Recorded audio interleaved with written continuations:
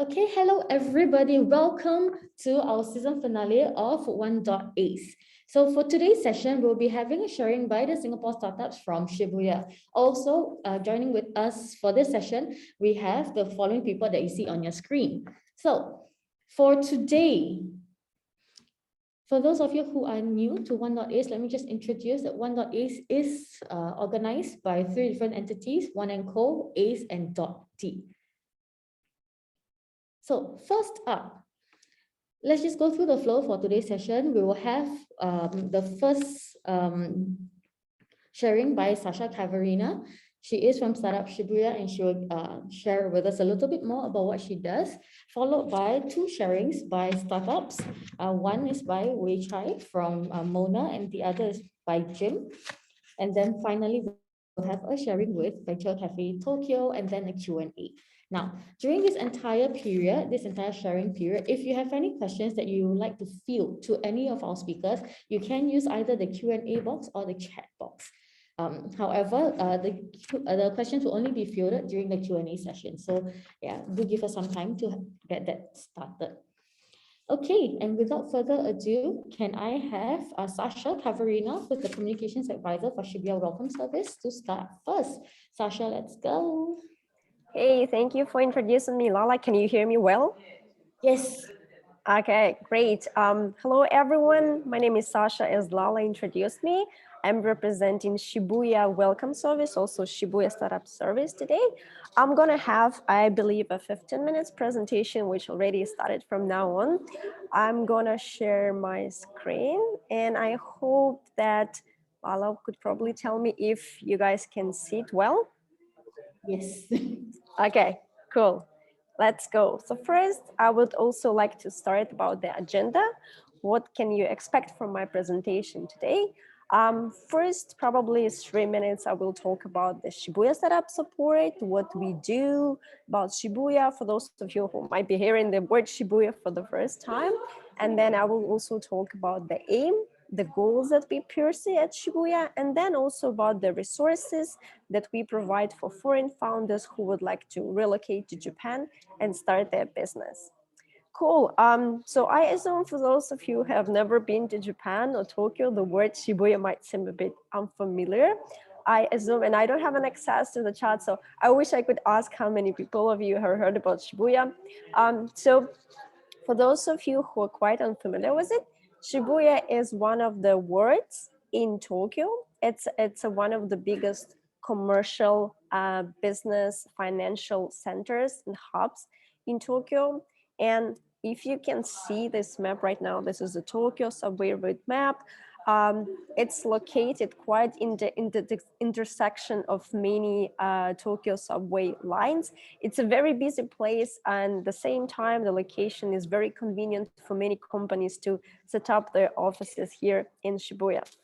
And still, I assume Shibuya for many people pretty famous for its sightseeing spots. I assume that many of you might heard about the Shibuya Scramble Square.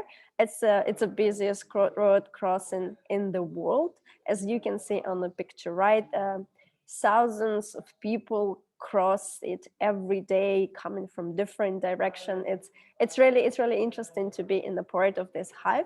And also, some of you might also watch the movie called Hachiko, about the lonely dog that has been waiting for its past owner for many years.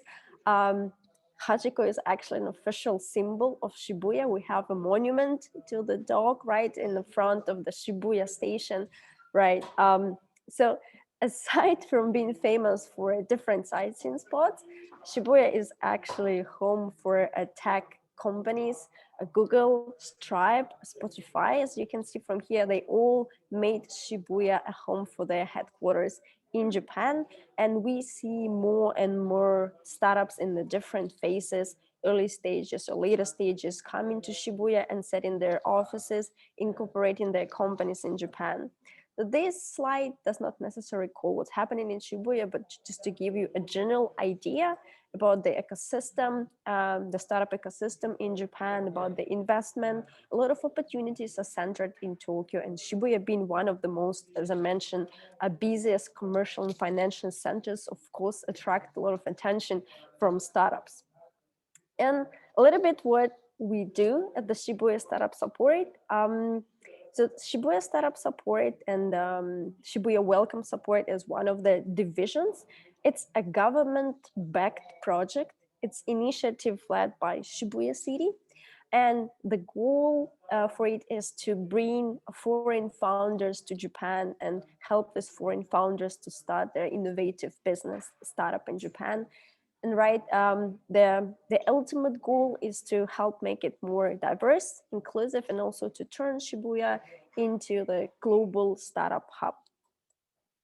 Cool. And these are the main services that we provide. Okay, before I move into it, I just want to mention very important thing is that all services that Shibuya Startup Service provide for startups are free. Since we're a Japanese government, Shibuya government-backed service, we do not charge startups for any service that we provide for them, any introductions, also visa, and other things that I will mention later on.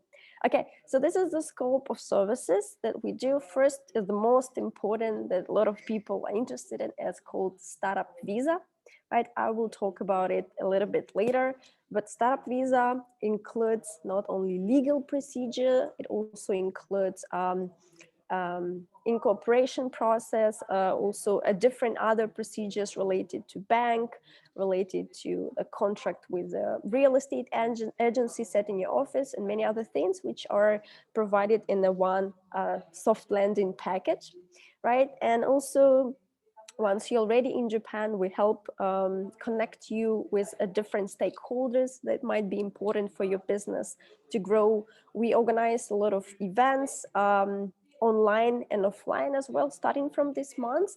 We also have an extensive Slack community where we gather founders and ecosystem players. And also we help finding new advisors, we help finding new mentors and partners. Okay, I will talk about it a bit later. I will start from the startup visa, right? Why the startup visa thing is so important, and why is it actually the startup visa? It's quite a new concept that has been introduced by the Japanese government a couple of years ago. Most of the biggest Japanese cities right now have their own startup visa: Tokyo, Osaka, Kyoto, Fukuoka, and some other big prefectural capitals. And each city has their different requirements for the startup visa. They have different criteria, and also duration for the visa is also different, right? And what is the point of having a startup visa? Why? Because before this launching startup visa, if you're a foreign founder in Japan and if you want to launch your business, you had to apply for the business manager visa. A business manager visa is quite difficult to obtain because it requires you to be incorporated, registered company. It requires you to have over 5 million investment capital in Japanese yen. It also requires you to have an office space, so dedicated room with a door. Yes, this is very specifically mentioned by the Japanese immigration. You need to have a door with the name of your company, right? So the criteria was very strict. That's why many founders, especially from the early stages, they could not actually get a right visa to set their business in Japan. And for startup visa, it eliminates all these hurdles. It does not require people to have that much money. It doesn't require them to have a specific office. You can have your own virtual office, and you just need to have a sufficient cash that will provide you with once you land in Japan, you definitely need some money to leave, or maybe to rent your own place, maybe to start, hiring some people, definitely. So the criteria for obtaining a startup visa is mainly you have to be a startup, right? You have to be a scalable business, a tech. Here is written deep tech business, but not necessarily deep tech driven business. So you need to be a startup, right? And The point of the startup visa with Shibuya, right? This is, like I mentioned, the new service that has been launched several years, and the Shibuya startup visa, this is a new schema that has been negotiated with the Japanese Immigration Bureau and launched this March for foreign entrepreneurs who would like to set their business in Shibuya specifically, so they can get this 1-year startup visa and then relocate to Japan and start their own business. Right. So I think probably a lot of you would be also interested in what kind of challenges foreign entrepreneurs have when they relocate to Japan. Of course, visa is one of the most important challenges, and I just covered it previously. The language barrier, the complicated paperwork. Yes, in Japan, some companies still use fax when they need to send documents. Also finding the right network, partners, investors. It could be a hurdle for startup founders who want to come to Japan. And these kind of challenges we at the startup Shibuya service understand very well. And we try to help foreign founders to sell them with a hands-on support, right? So what kind of things we do? We provide, first of all, initial 30 minutes consultation. During this consultation, we discuss about your incorporation, whether you have your company in your home country and we want to set a subsidiary, or you want to set your headquarters in Japan. If you have some employees that you would like to bring in Japan, what kind of visa you need to provide to them. Also, depending on your stage and scalability, you have like different needs. We also explain about the timeline of the incorporation, immigration, and since COVID right now in Japan, we have some strictening of the border rules from this month. Unfortunately, due to the Omicron coming everywhere to Japan, the timeline might be a bit stretched, but we try our best to let people know what's going to happen, right? Also, we help people with creating and adjusting their business plan, pitch decks. We also help them to prepare their documents for the startup visa, incorporation, and other things. Right, and as I mentioned, one of the things that we also provide is networking. We organize a lot of events. We do provide mentorship.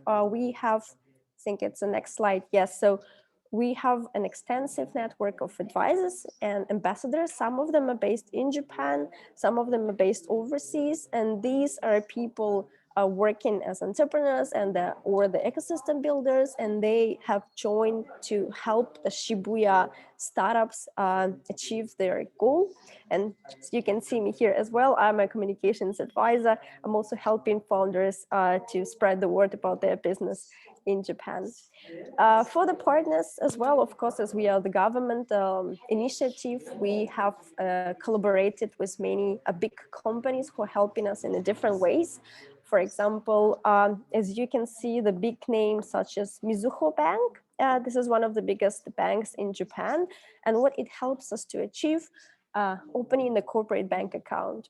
If you ever think about opening a company in Japan, you would definitely find it's very difficult because Japanese banks don't trust foreign founders that much. So Mizuho Bank allowed our startup founders to open the corporate bank account in a very short period of time, just in 2 weeks. I know maybe for Singapore, it's just like really nothing, but for Japan, it's very fast, right? And other names that you can see here, the real estate agencies that help us negotiate some discounts, some special offers for the founders who would like to set their office in Shibuya or who would like to register in Shibuya as well. Okay, right. So this is the next slide that we are planning to share. The people that we're going to invite next. I still have, I think, a couple of minutes left, so please just bear with me. What I also would like to cover a couple of questions that I already received before this event about generally the startup ecosystem in Japan, about the different problems that people encounter when they want to come to Japan, the different preconceptions that people have about the Japanese market. Yes, we know that entering Japan as a foreign founder might be difficult. We heard all these stereotypes. Me personally being a foreigner in Japan, experienced by myself.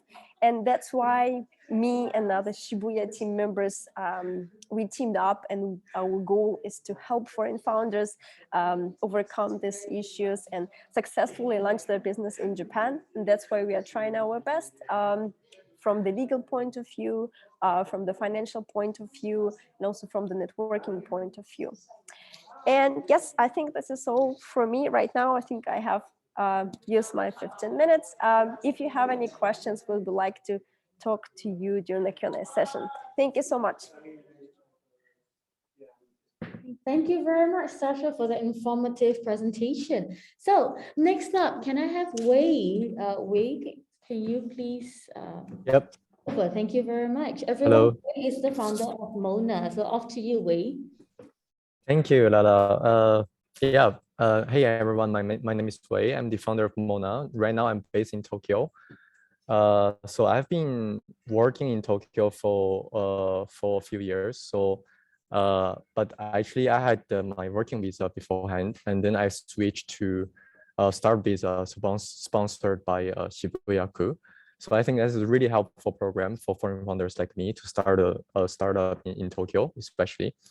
And as the whole process was super helpful. But in terms of, I think today I cover the part probably like why I'm here to talk to all of you. I probably is because you want to know my experience of setting up a business or startup in Japan, and also what I'm doing right now. So let me first share I guess the most straightforward way to understand how to set up a business or how to incorporate in Japan is just I'll just like go through the software I was using when I set up my company. So it's called Free. But right now, I think Shibuya, the SSS, the Shibuya Startup Visa Board, actually partnering with other like I think the service called Jumin is like a same kind of SaaS software to help foreign founders to incorporate in Japan, but all the interface in English. But what I was using, because I set up my business before I applied to the Shibuya Startup Visa, so I didn't get the support. So I was using like a software called Free. It's a Japanese like accounting kind of SaaS service. So just like let's see what we need to input in terms to set up business in Japan. I think it's people are saying the stereotype saying like, okay, it's pretty analog, you need to pay a lot of money to a lawyer to set up business. But right now there are a lot of like new SaaS platforms on the market allow you to do it online. But all the Japanese providers, they pretty much like you need to know Japanese in order to set up. But that's why the advantage of Jumin, which is the English version, is probably will be helpful for a lot of you in the future. So like a typical flow is first you need to decide the name of your company and also the type of company. There will be like several types of company you can set up in Japan. But for like a startup, when you want to redistribute your share, you want to split your share in the future, the best is 株式会社, which is KK 株式会社. So yeah, you want to do it properly. You're gonna involve shares. Then you probably need to set up your company as a 株式会社. And then you just input your address. I'm using my home address as my company address, which is okay in Japan right now. So I'm pretty much masking my contact info, your phone number, your name, and you need to set up your initial capital and your stock share price of share and how many shares you want to issue at the beginning. And then you want to set up, okay, your basically your board. And then you need to input what you want to do with your company and your closing date, and then give them a link of all the publication of as a company. And then the interesting part, I'm not sure about in Singapore, but in Japan you need to have seals to finish all the incorporation process. So actually the Free actually allow you to order the seal online, so you can just order the seal through them, and they will send to you later. For me, I think I paid $50 for the seal, for 3 seals, one for the company, one for bank, another I'm not sure when to use it. It's kind of cool actually. So I bought through the Free, and then you you just get you get your CO sent to you, and then you can just click next. You can just work on a little bit more. So you need to create your article of incorporation, and Free also do it for you. You can pay a little bit, or you want for the digital version. If you want to get the paper version, actually you need to pay $400 for approximately $400 to have the paper. And then for the lawyer as well, the Free will also actually introduce you to a lawyer, and then get the article done. You just need to bring the article to the civic office to get it stamped, and then make sure everything is created correctly, is okay. Then just like they will send all the document to the lawyer, their connect lawyer, and then when the lawyer check everything, they will send back to you, and you just bring all the documents and pay, and also pay the money, put money in your bank account to prove that you have paid, and then you just print out everything and bring every document to the legal affair bureau in Tokyo, and then you just done. So that's, for me, it's pretty. I spent 2 weeks on setting up this company. Like the process like this is pretty well guided if you know Japanese. And I think the one interesting episode I want to share with all of you is what's really funny, like how analog it is, but it's kind of smooth now. But when you actually bring everything to the legal affair bureau, and the payment process is super funny. So you don't actually pay cash or credit card. You actually pay cash to get a stamp, to get like a stamp, and it's like a small paper. You use a stamp to put on the receipt, and then hand to the people at the bureau, which for me is pretty interesting. It's a bit analog, but for like it's kind of fun. It's kind of cool on the same on the other hand. So you know, like, okay, I never done this before, so it's pretty cool for me. Yeah, that is probably that is about the part how I set up my company in Japan, in Tokyo. And then I will probably talk a little bit about the stuff I'm doing right now. What I'm doing is called Mona Menu. Is we defined it as, oh, sorry, the document is in Japanese. So what we're trying to do is reimagine the mobile order system. So probably a background for all of you is mobile order is really like taking off during the COVID, after COVID. So basically America, a lot of people using QR, 50% of restaurants in US already adopting the QR order. And for China, it's kind of typical way to order in Chinese restaurants. And for Japan, right now it's only 13%. So we want to kind of to improve the DX adoption of mobile order in Japan, but we want to do it differently, not like everything other players on the market. How many minutes I have left? If I need to stop, just let me know. You've got 1 more minute. Oh, 1 more minute. Okay, cool. Then 1 more minute, I might just share the app we are building right now, just to give you guys a sense of what I'm doing. So can you see my phone screen actually? Yep. Cool. So basically what we are doing right now for Mona is we want to build a app-based mobile order. So basically on the home screen, if you open Mona menu, you can see the nearby restaurant, you can use Mona menu to order.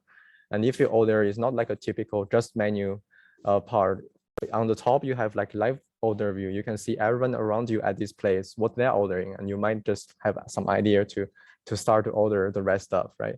And then if you scroll down, you can see the typical way of mobile order is pretty standard. But for Mona, actually, you can see others' recommendations for each dish. And you can see your people you are following, their recommendations. And you can also check out, the repeat customer, certified repeat customer, their choices. So I think Mona is really, I like our tagline in English, it's order like a pro, even for like the first timer of the restaurant. So you know what to order, the right dish. Especially when you come to Japan for the first time, you want to know the local way of ordering stuff in Japanese restaurant, then you can do it with Mona menu. That's about it. And if you have any question, let me know in the Q&A session. And I'm happy to answer. Thank you.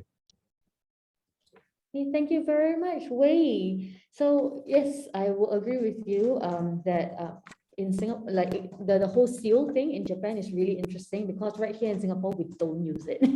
Yeah. When I do see people carry it, I was like, oh, that looks really nice. Thank you. Thank you. Thank you. We'll Thank see you in the you. Q&A in a bit. Okay, everybody, next up, we have seasoned investment professional board advisors to SeedCX, as well as shareholder at Pure Lab. This is Mr. Jim Huang.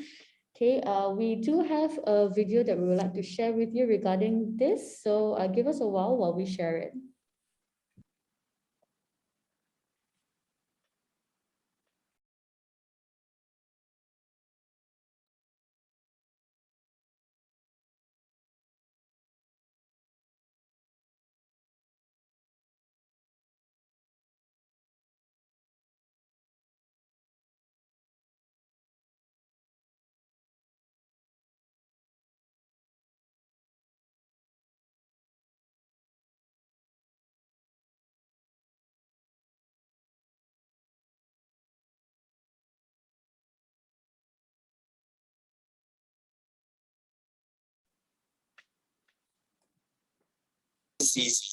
We are a one-stop solution for vegan leather products, including material and manufacturing for corporate customers for an attractive price. The numbers are significant in terms of what we're pursuing here. And the reason why we chose this market is because of its considerable market size in relation to our Wei Chai market of brands and corporates in Japan.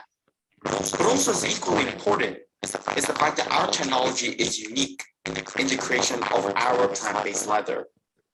In addition, there exists a number of multinational companies in Japan, which will give us accessibility to global partners in our quest to expand throughout Asia Pacific in the years to come. Our value proposition to our customers is that we give corporate customers an environmentally friendly, guilt-free, and cost-efficient alternative to leather with the convenience of custom design and manufacturing. QLab is a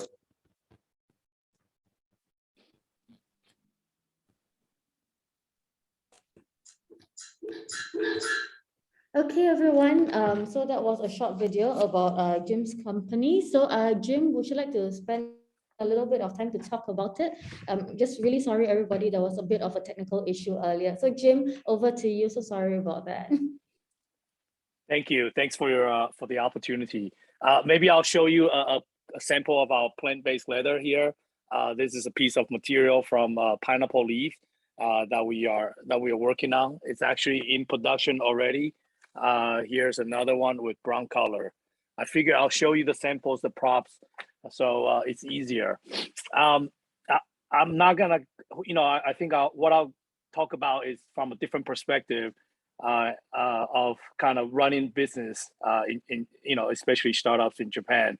And as you can see from the video, you sort of have to do a lot of research and homework about Japan before you come into before you think about putting a dot here in the market. So for me, this is my second venture in Japan, and both of them are focused on sustainability and SDG. And this is a huge topic right now, not only in Japan, but I think worldwide, especially on the back of COP26, everybody's talking about global warming, talk about climate change, and ways where, as well as technologies where we can reduce our carbon emission. And so, for me personally, I'm very passionate about working with the food loss that we have. And we generate over like 1 billion tons of food waste every year, and 50% of that is actually in Asia.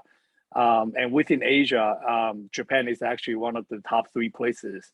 And so, I'm constantly thinking about what are the technologies that are available that would enable us to work with these materials into a higher value, products on the other side.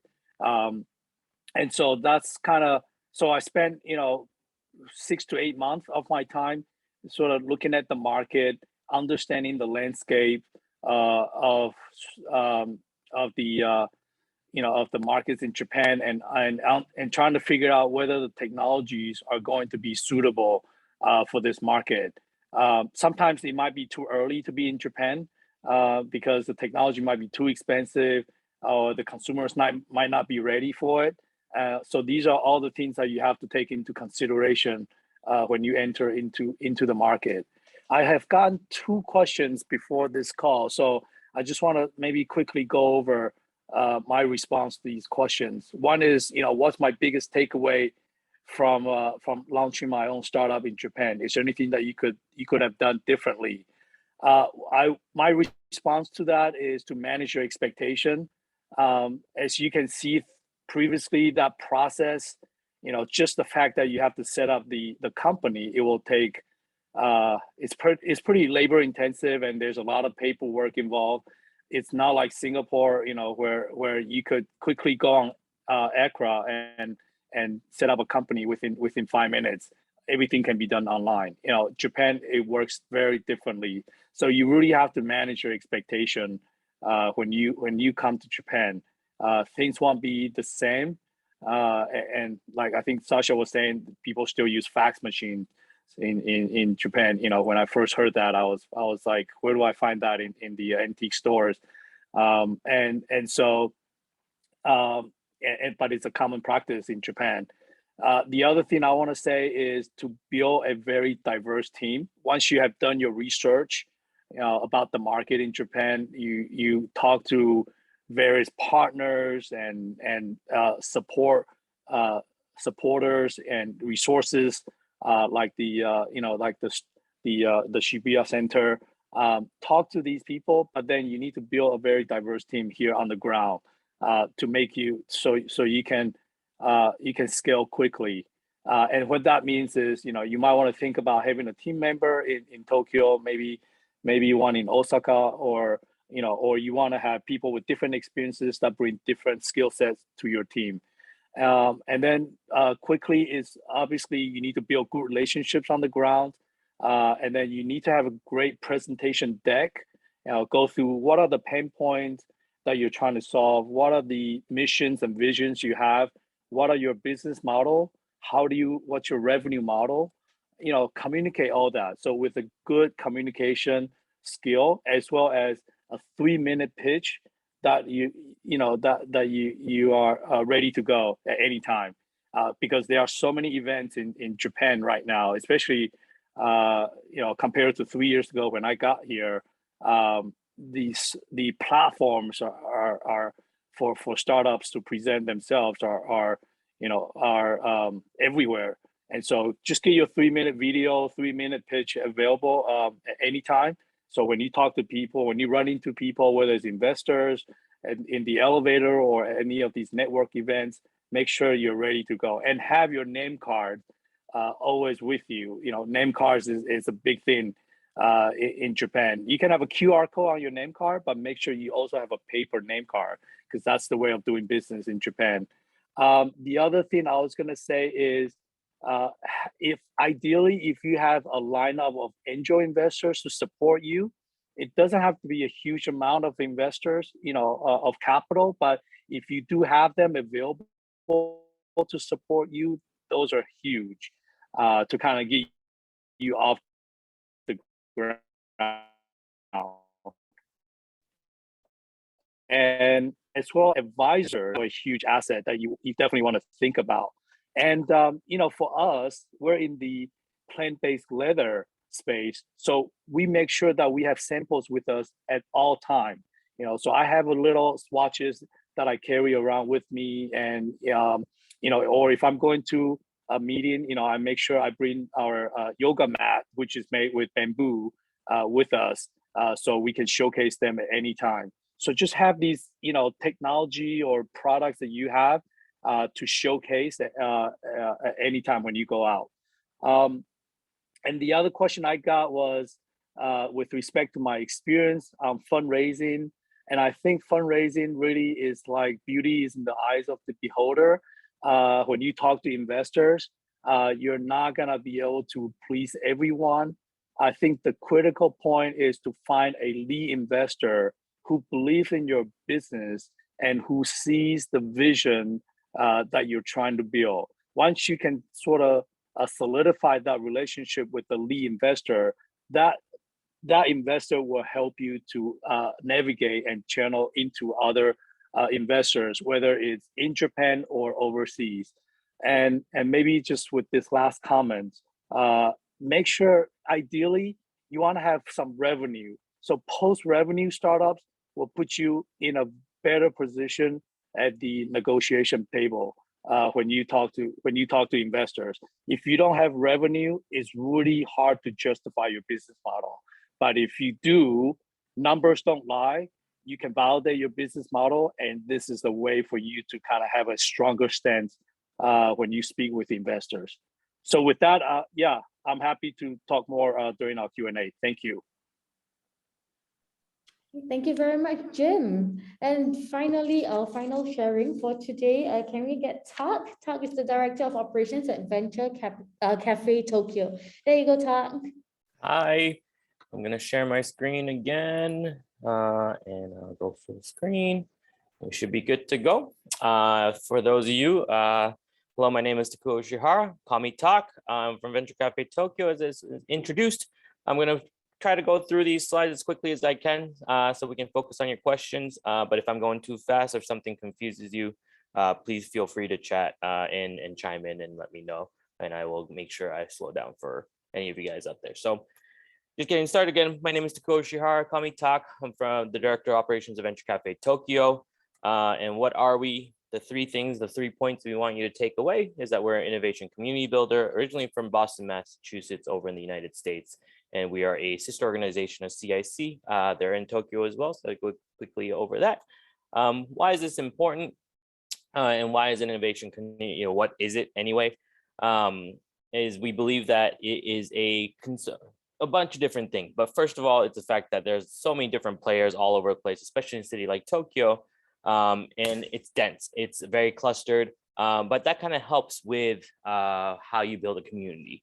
This is a map of Boston, Massachusetts, or rather Cambridge, Massachusetts, saying Boston just because people know Boston more than Cambridge. But again, this is where MIT and stuff like that is. All these different companies are there, and it's great. It's great to have people over there. And it's, but is that enough? And we don't think so. We, very simple thing. All 22 of us in here, if we're in the same room, there's more chance of a collaboration rather than us being in Japan and let's say Singapore. The closer we are, the proximity actually really helps. And therefore, we believe that bringing people together each and every week is something that creates a value. And I'll go into that a little bit before, but I'm just going to talk a little bit about the place that we have called CIC, which just landed over in Tokyo. Our sister organization, their innovation hub. And what we say that is, just like Sasha was saying, we try to help entrepreneurs. We try to get people to collaborate. We really support the entrepreneur. Again, we try to put this whole ecosystem within a building, within a structure, within a space, so that you don't really need to go too far. And also, again, proximity, collaboration, something happening afterwards. And some of the companies that have come out of CIC in the past are things like Google Android, HubSpot, et cetera, et cetera. So you can see kind of like the breadth and the quality and the depth of the startups that have come out of CIC in the past. So we're talking, these are in the late 90s, early 2000s. These are, again, kind of old numbers, but Massachusetts, United States, back in 2014-ish, had about $14 billion worth of funding in that state. And CIC housed about $7 billion of that $14 billion. So half the money that was being spent on startups from the government to the people, or just the fundraising and the money in general, were housed inside of CIC. So where we come into play at Venture Café Tokyo is we have the mission of connecting innovators to make things happen. What does that mean? Again, proximity, bringing people together in hopes of creating something similar and something happening, whether it's getting people hired, whether it's knowledge sharing, whether it's, you name it, networking. And so again, at CIC Tokyo, we host these things called Thursday gatherings. These are events open to anyone and everyone from the general public.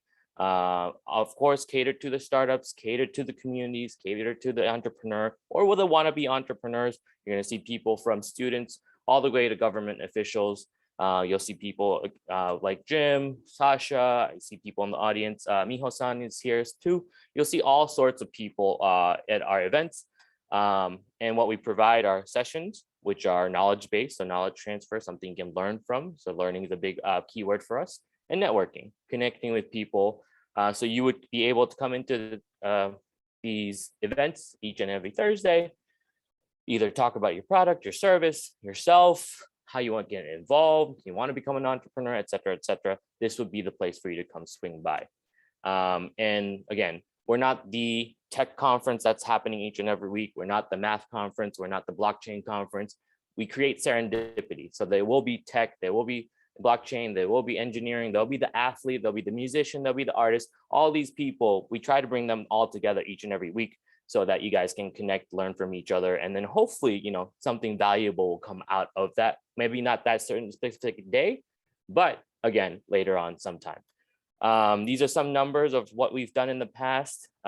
This is all last year, so this is mostly during COVID.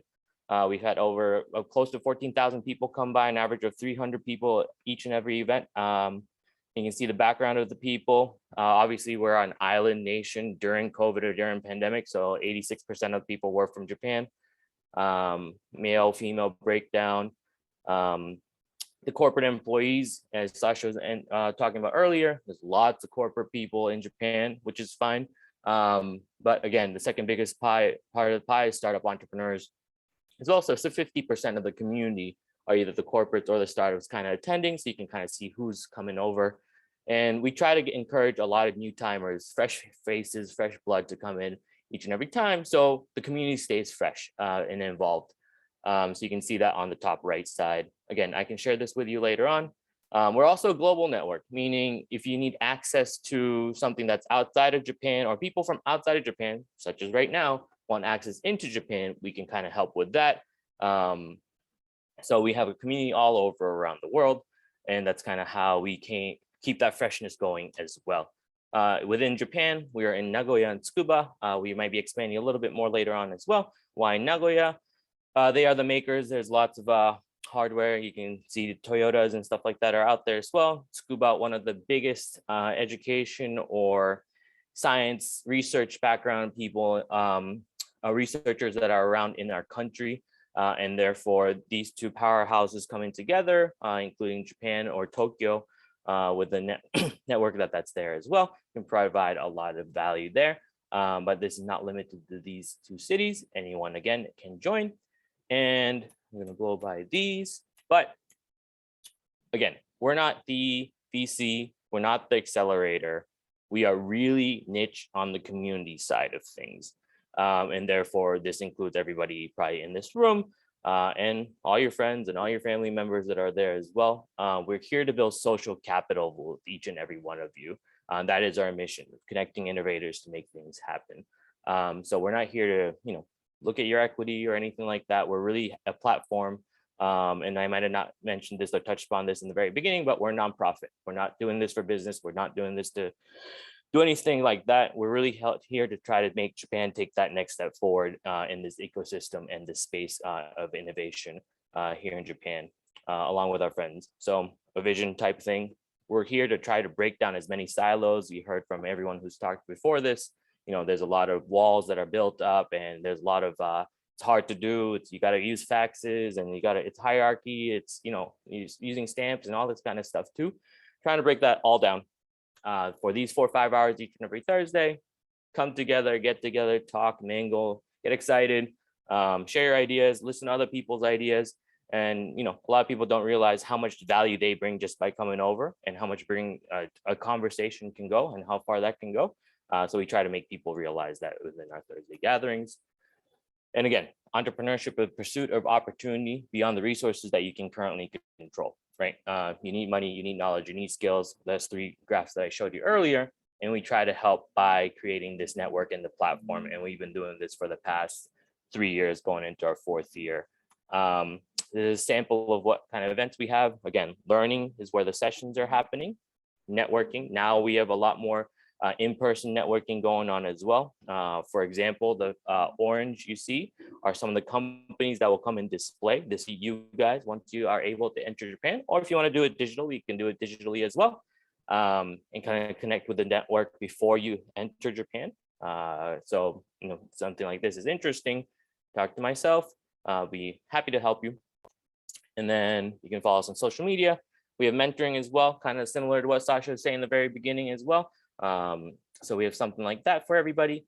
And the orange box you saw on the schedule, these are places, again, you can kind of showcase and get kind of demos out, but we call them a conversation because we're not a place for art selling. We don't want you to be like, hey, sign up for my product or buy my product. It's about more the communication, right? It's about, hey, what do you think about this?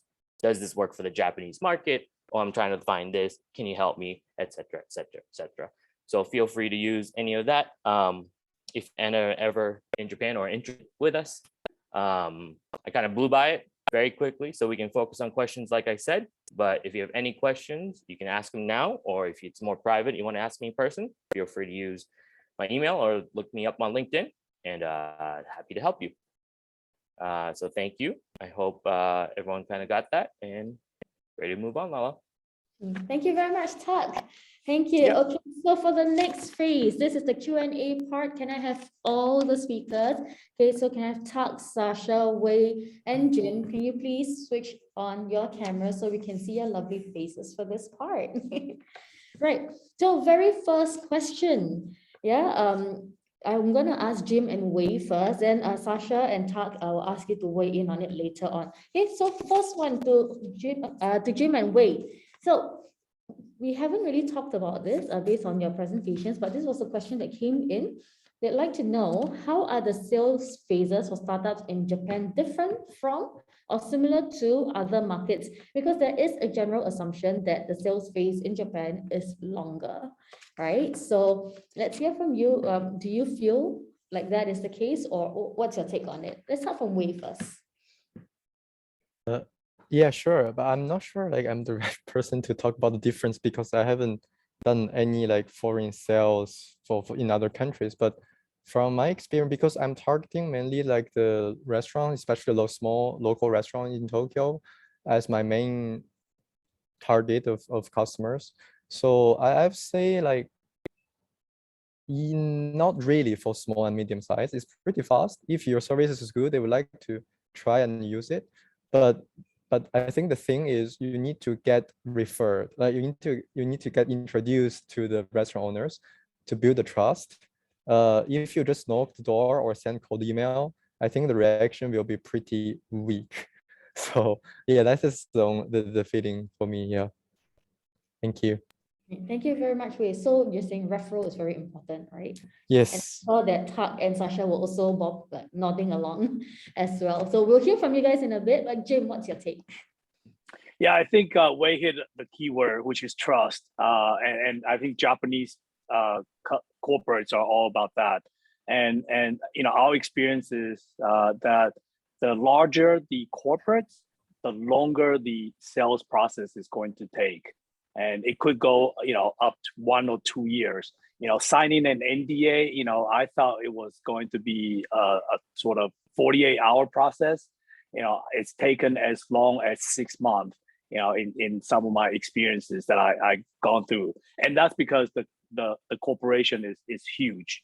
And they go through layers and layers of gatekeepers internally. And so the recommendation, if you want to go with an NDA, always ask for their NDA for you to sign. That would fast track the process. And with respect to sort of sales strategy, which we can go through that later, you know, we always, as a startup, we always kind of try to size up with the corporates or the customers that are similar to us. So we go after the low-hanging fruits, the small, medium enterprises, and we, you know, based on relationships, referrals, or, you know, events at CIC Venture Cafe. Those are great events, you know, and you get to meet a lot of interesting people, different owners. I mean, on top of, I think there's still free drinks on the house. I'm not sure if that still happens. Yeah. And so there you go. You see, and so those are the places where you can connect with people and the community and get some traction. Because large corporates, they're very conservative and they don't want to be the guinea pig. They don't want to be the trailblazers. They want to know that you have done some things already in the market, whether it's in Japan, ideally in Japan, but if you have something overseas, that's fine as well. And so that's kind of, for us, our experience is to get some small wins in Japan and quickly establish some revenue, and then having those conversations in parallel with the large corporates, knowing that the sales process will be longer. And that goes to my first point, is to manage your expectation, right? You have to manage your expectation for large corporates. It's not going to be so fast. And the way to kind of fast track the process is to POC, proof of concept. Do something small to start with. And once you can get their trust and buy-in with the POC, then you can roll out into other bigger projects. Thank you. Thank you very much, Jim. So over to Sasha. What's your take about this? Having worked with many startups already, what's your take about this? Oh, can you hear me, Lala? Yes, I can. Cool. Yeah, I definitely chime in with Wei and Jim. Compared to other countries, the sales process in Japan might seem a bit lengthy, and yeah, due to the number of the gatekeepers. And I think that's very important is also that in Japan, it's difficult to find a decision maker. So sometimes people spend too much time talking with the people who actually do not decide anything. The people from the same company, the corporates, you see a lot of people, they give you business cards, right? In Japan, the number of the same companies written, and you think, okay, maybe this person will bring me to the right person. And then you have a talk with this person, a 1 hour meeting, right? And in Japan, it's very important to have offline meeting as well. So you spend time commuting, you meet this person, come to the office, you talk with the person, and then turns out that this person actually is not the one who will move your process on. Then it just takes a lot of time to find the right decision maker. And so also I agree that in Japan, you need this approval process on many levels.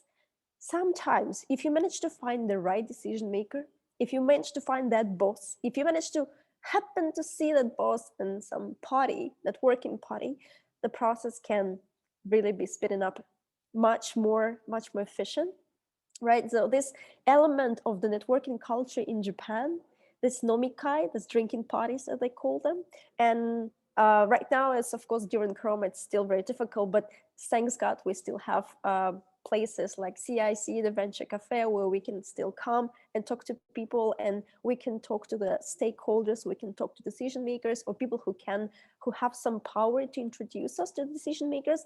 And this is how you can get in. If you just, I want to agree with people talking that if you just start sending the cold emails or call in and saying, hey, I have this amazing product, would you like to try it? And you will just be ignored in many cases. Also, one of the things that I noticed also works, if, for example, you have already worked with someone related to this company before, if let's say this company, this Japanese company, have branches in your country, or for example, they have some clients, so you can already mention some names that they know. This will definitely speed up the process, because this is about the trust, right? If their clients or if their branch offices can vouch for you, it means already the first gate is passed. Then you can go on some faster. This is my take on. Thank you. Thank you very much, Sasha. That is really, really very informative. Right, Tak, what about you? I think a lot of it's been said, but I guess if I need to add or can add something, I feel that the corporations, since we're talking about that earlier, are their own tribe or their own kind of community in a sense. So when you're introducing yourself in Japan, as Jim mentioned earlier with the business cards and stuff like that, you could give it with two hands and say like that. A lot of people or most people start with their company name and then they put in their name afterwards. So I'm Venture Cafe's Tak, as opposed to I'm Tak, nice to meet you, Sasha, let's say. or Sasha, what's your name, right? Who are you? And in a sense, that already kind of blocks off the communication from a personal relationship to a, hey, it's my company, I'm representing, what is your company's mentality?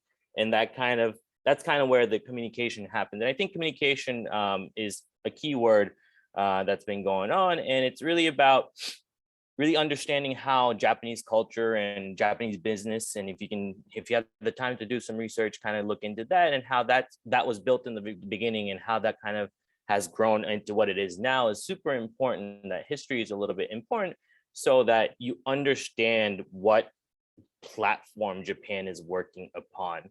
And getting that and that understanding could potentially fast forward a lot of things for you, as Sasha mentioned, because of some of the reasons that she said as well. And first, for a very quick example, how people think in the Western world, the word or the words or the phrase open innovation, and how Japanese people think of the word or the phrase open innovation is completely separate and different. Obviously, we're talking about innovation, so that is the same. But when you mention open innovation and let's say you pull out, give me 3 main words, both sides will say something completely different, which is fine because people understand it differently. But there is a gap between the understanding of different concepts and words. So before you start talking, negotiating, making sure everyone's on the same page is very important. Thank you very much, Tan. For the next question, it will be headed to Wei. So Wei, earlier Jim spoke about his takeaways from launching his startup in Japan. Can we hear from you regarding this? Sure.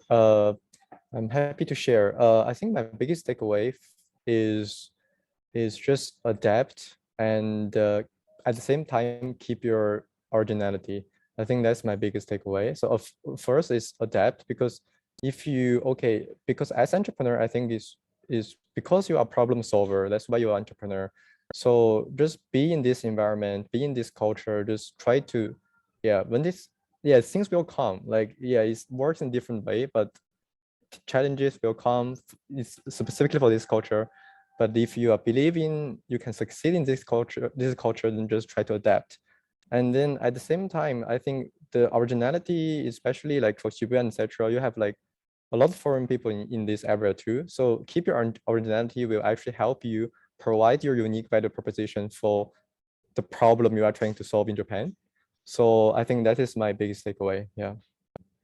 Thank you very much, Wei. And do you think, based on this, and also based on what Sasha has already shared earlier, do you think that there was anything that you would have done differently?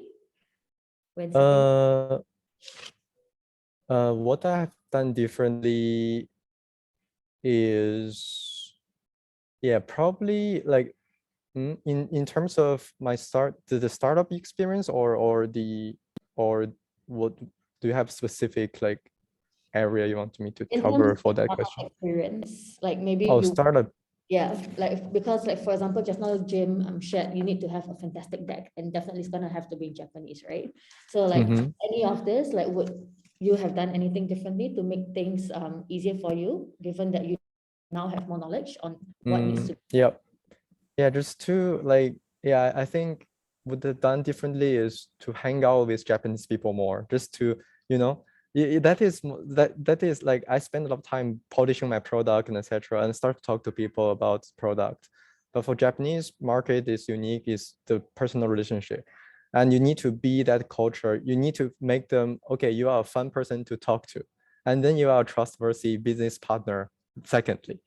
So I think it's a good practice for all the foreign founders just to learn. I think there should be some, I'm not sure, but try to find some YouTube video or Udemy courses, like how to get along with Japanese people super well. It's like in a native way. It's not like a foreign way, but like how to be native friends of Japanese people. I think that will be a popular course for a lot of entrepreneurs in Japan. Yeah.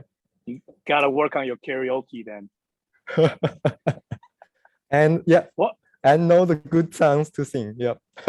Yeah, exactly. Well, one thing I want to say is definitely have surveys. So, with respect to your products or services that you're looking to offer, obviously, building friendship is one thing, but you want to have surveys, and the more surveys you have before you launch, the more de-risking you can achieve from your business model.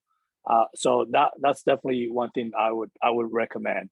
And then in our space of green tech, when we talk to corporates or investors, we want to talk about the impact that we're making, and we say, look, producing a piece of animal leather will produce 100 kilos of carbon emission, versus our plant-based leather is 4 kilos of carbon emission, which is less than eating a cheeseburger.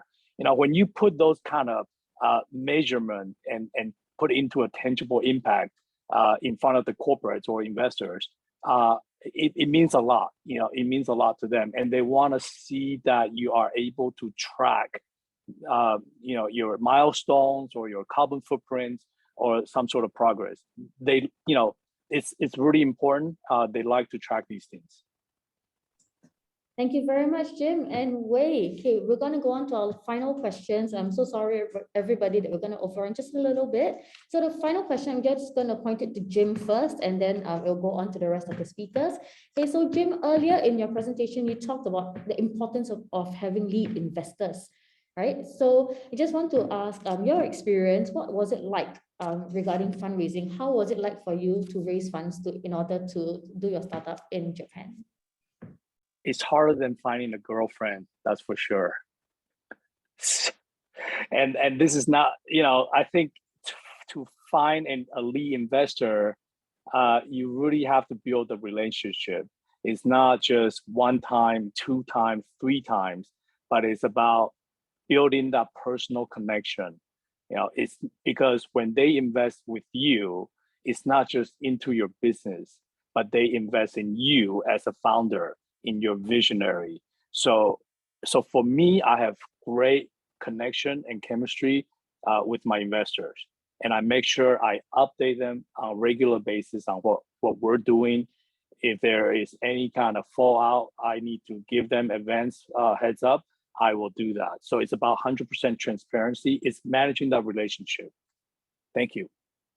Thank you, Jim. So just a small follow-up for that. Would you then say that the lead investors would ideally be Japanese, perhaps a VC or CVC? I think CVC will be extremely difficult unless you can demonstrate, unless you can achieve a proof of concept, POC, what I said, as well as you can demonstrate that there's a strategic synergy with the corporates in order to get that CVC capital. And it's not the fastest process. But if you are looking at VCs, and I think that would be a better angle. Having said that, it doesn't have to be Japanese. It can be overseas investors, as long as you have a lead. I think that's the critical point. Thank you very much, Jim. Okay, now I'm going to point the same question over to Wei. Anything to add on to what Jim has already said? Any advice that you have? Yes, I think the relationship part is definitely the most important part, and it takes time, as Jim mentioned. It takes time to build the trustworthy relationship between you and your investor. So that is pretty much what I felt during my I haven't closed my seed round, but that's what I felt like during this fundraising process. On top of that, I think what I want to add is really trying to get some traction. Like that is very important for a lot of VCs, especially like for pre-seed, angel, and etc. Probably vision is very important, but even you talk to like seed round or even A round, I think it's really important to have some traction. Yeah, thank you. Thank you very much, Wei. Hey, and over to Tak and Sasha. Let's start with Tak first. Do you have anything to weigh in regarding the fundraising scene in Japan? Anything to weigh in? Well, I think the reason I talked on the graph about the corporates and their heavy involvement in our community is important is because of the money too. The corporates do have a lot of the money and funding in Japan. And as Sasha mentioned a little bit earlier, getting to the right people is important. So finding that right person is super important. The who, but to their defense, if they are very risk averse, they may not know how to fundraise or help fundraise too much as well. Obviously, they've built a company that's that big, so they know what they're doing. That's fine. But if taking that risk is very hard for them, then pulling that trigger is obviously very hard for them too. So in a sense, they are now learning as Japan or Tokyo topped into the top 9 in the world for the startup ecosystem. They're going to have to take action in order for that to happen. And this, I think, will help accelerate all these processes coming up from the corporate side as well, and especially with the government and now even universities and a lot of different schools are getting their VCs and stuff like that and their money in there too. So I think it'll turn very soon. But Japan is now in a growing stage as far as fundraising and stuff like that. And from, let's say, a sports standpoint, why is the sports industry in Japan so much different than, let's say, the United States and the major leagues? It's because they're looking for the ROI and the POC all the time. I give you a $1 billion investment. When is my $1 billion going to come out? And I need that $1 billion, let's say tomorrow. Why is it not here tomorrow? That's kind of the mentality, and that needs to shift to, other value-based ROIs that could be explained. And hence, again, learning curve, we're all learning together. But I think in very soon, Japan will start ramping it up. And it should be even more vibrant than it already is right now. And I'll let Sasha talk after. Thank you very much, Sasha. Any last things to add on? Sure. Just wanted to say that the Shibuya Startup Service, we are working closely with Japanese accelerators, with venture capitals and angel investors who are open to work with foreigners. It took us some time to filter, to find these people, these companies, but we are incredibly happy that we managed to do that. That's why if you have any questions about the potential partners, accelerators, just let me know. And so among these 3 players that I mentioned right now, I think that angel investors are more open, more willing to work with foreign founders, especially early stages. They're willing to talk to them. They're willing to invest. I think that because the check might be slightly less, right, than the venture capitals. It could be like $10,000 US, 20,000, 50,000 US, but it's still something, right, for the early stage startup. It's some money. I would also say that if you enter accelerator program in Japan, your chances to get fundraised increase, right? Because it's once again coming back to all the conversations that we had today about the trust, right? So there is an accelerator who is vouching for you. You already went through the program. There are some mentors, and obviously some of these mentors are venture capitals, and they can also vouch for you. So there are, at least I can tell you, there are 3 main programs that I know in Japan. The one is called 500 Startups. This probably some of you might know, right? This is a global program originated from San Francisco. We have it 500 Startups in Japan as well. Impact Tech, this is as an acceleration program for the social startups. And I know so many amazing startups who went through the program. And also another one is a plug and play. You probably guys also know about this program very much. And one more is an open network lab. So I would say that if you don't speak Japanese and you're willing to fundraise in Japan, you have 2 options: either to go for these organizations or these angel investors who are willing to work with foreigners, or get yourself a business manager, Japanese co-founder or like business development manager, and this person will be, visiting all the VCs on your behalf and pitching your startup on your behalf too. So yeah, if you have any questions about it or you want to know names or introductions, just let me know. Thank you so much, Sasha. Thank you so much, everyone. Jim, Wei, Tak, and Sasha for coming and speaking to our Singapore startups today. Thank you very much. We've now come to the end of our session. Just because this is December and this is the end of the first season for OneDotAce, I would like to thank both ACE and .D also for helping to organize this whole event. So thank you, everybody. It is now December, and this is our final session. Just want to wish everyone a Merry Christmas. Have a Happy New Year. Hopefully 2022 will be a much better year than 2021 and we can start traveling soon. Yeah, so everybody, thank you so much for taking time off from your busy schedule to join us here today. This is the end of the session. Thank you so much for gracing us with your presence.